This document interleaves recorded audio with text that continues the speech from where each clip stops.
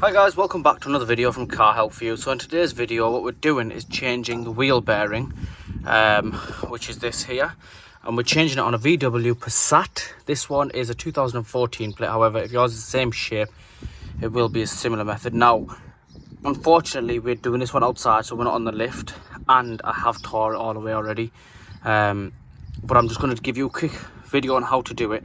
As you can see, we're doing it on the floor, we are outside. So what you want to do, starting off with, is jack your car up, take your tyre off, which is obviously. What you then want to do is take your caliper off, and now when you take your caliper off, if you can, you're best off taking the lines, separating all the lines just to clear it away. If you can't do that, because how bad ours was, if I was to try and separate it, everything would break, and the customer doesn't want it all replacing. They just want the wheel bearing sorting out on this car. So what you can do is, it's just held in there on a metal bracket with a 10mm. So if you unscrew the 10mm from there, and the entire cables, brackets, everything goes with it. Got a piece of a block of wood, put the caliper over to the side, and as you can see, there's no issue from the caliper there at all. It's sat, no stress on the pipes. All the pipes, they're very happy where they are. Once you've got that off, you want to then take the brake disc off, which isn't too hard. Obviously you've got the disc around here, and you have a bolt going into the disc, a small one. So you want to take that one off. If I can just find that bolt, where is it? There it is. So this is the type of bolt you'll have. Bolt, sorry, yeah. So it's like a Torx bit, and it just goes through the disc into here, and it just holds the disc onto that. If your one's rusty, just replace it while you're at it. It'll save you a lot of stress down the road. So once you've got that off, take your disc off. In this case, this is getting a new disc, so we just hammered the disc off, got it out of the way. Once that's off, so your caliper's out the way, your lines are out the way, you've got your disc out the way, you're exposed to this. Now what you want to do is take your drop link off. So your drop link will come from there and go into there, and you just take it off. As you can see, we've got it just hanging over this on the side over here, held in with a mole grip while we cleaned it. We're going to clean the threads before we put it back in. Definitely clean everything, and before you even start, I would recommend get some grease onto it. WD-40 the hell out of it, because it does make your life easier. Wire brush it, WD-40 it, all that will actually help you. So you've got your pad off, your disc off, obviously you've got your tyre off, you've got your drop link off now, and there still isn't a lot of movement. So what you're going to do is you want to go down to the bottom here, and as you can see, ours is just sat there. Before anyone says it's stressed, it's not, it's like that. Now our boot here has split, I'm not sure if you can see that.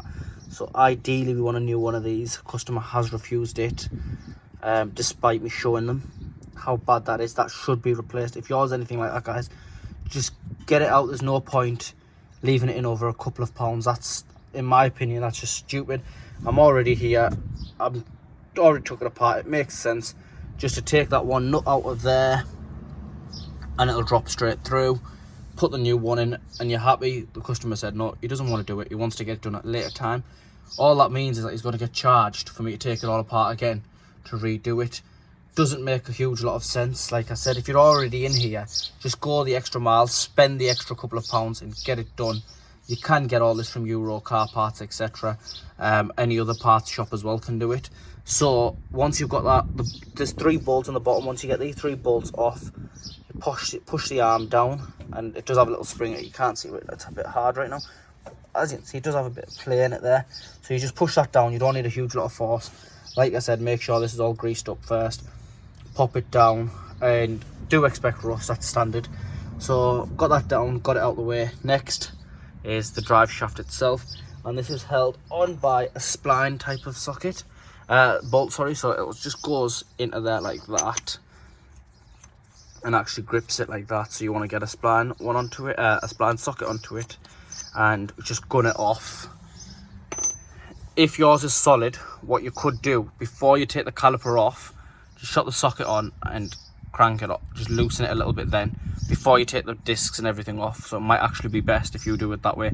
We didn't need to, because we've got the Milwaukee out, so we just took it off with a Milwaukee. If it was seized solid, we'd have to rebuild it and get some tension onto it like that. So it might just be best to err on the side of caution and just do it that way. Once you've done that, you don't want to pull your drive shaft out of the transmission, which is inside of there. You want to be careful. So what we've done is we've let the CV boot hang, so the CV joint's actually just hanging, doesn't put any stress on it. We've just put a bungee cable going all the way up to the top of the spring. And what this does is it keeps this out of the way with enough play for us to do this. So now you've got everything out of the way.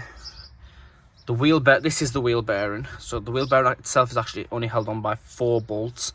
1, 2, and then you've got one this side here, and then you've got one just there.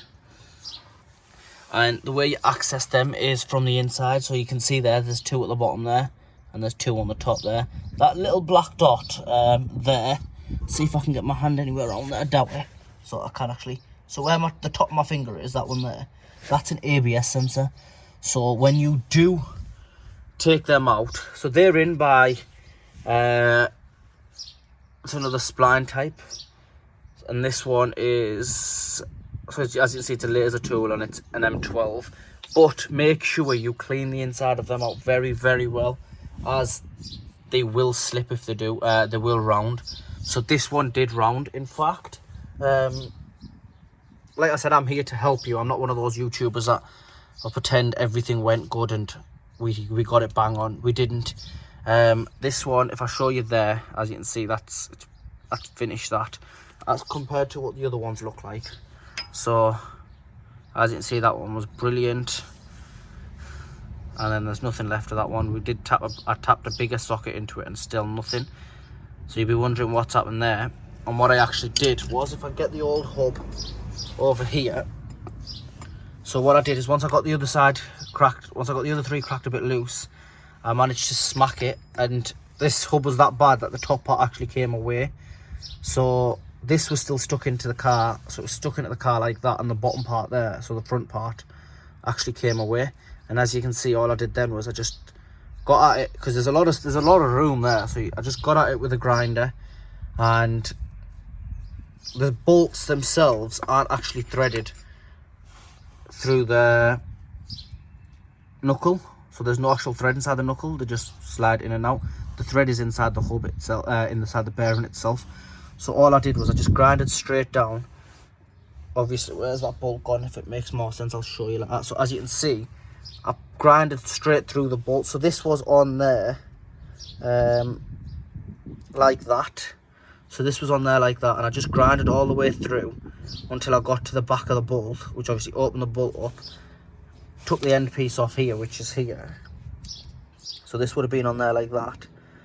I've obviously, that chunk's come away. I've tapped that with a hammer and it's come away. So once that's come away, this bolt was still there, sat like that. So all I did was I just smacked the hub very lightly, pulled it forward with a pry bar, and this hub came out. Now this hub, like I said, it came out into 2 pieces.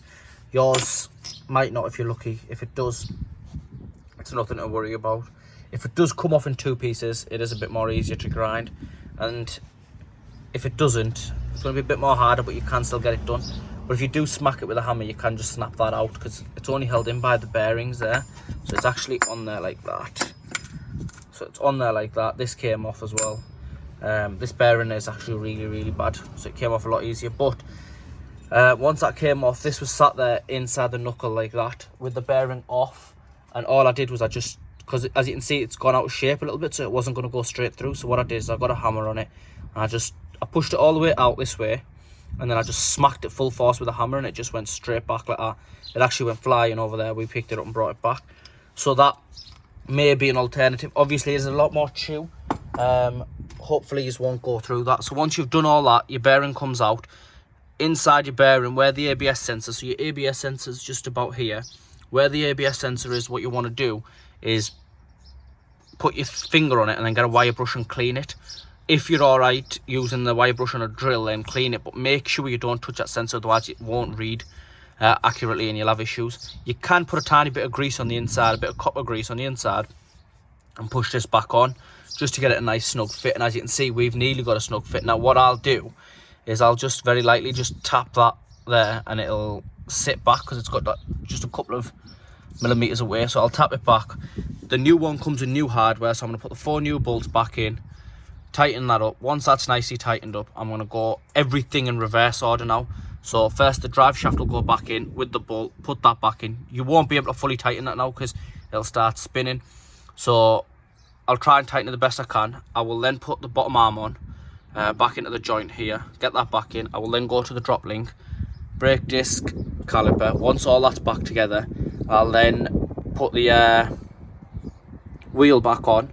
Well, you don't need the wheel. If you've got the brake caliper on, what you can do is get someone put the foot on the brake, and you can just tighten this one from here. Like I said, it goes in there. When you do put the drive shaft in, remember that it's got like little teeth inside there, like a groove. Make sure this matches up with that. You don't want to ruin the drive shaft, because that's another job within itself. So once you've done that, get someone to put the foot on the brake. That'll stop the disc from moving and the axle from spinning. You can then go and tighten it, unless you've got the gun, and you can tighten it with the gun. Definitely go over it with a breaker bar or a torque wrench, just to be on the safe side. Once that's done, put your wheel back on, take your car for a test drive, make sure there's no noises, get it up to speed and make sure there's no more humming. If it's all good, then you're good to go. Anyway guys, please like, share and subscribe, and if you do get stuck, just put it in the comments and I will try my best to help you. Thank you.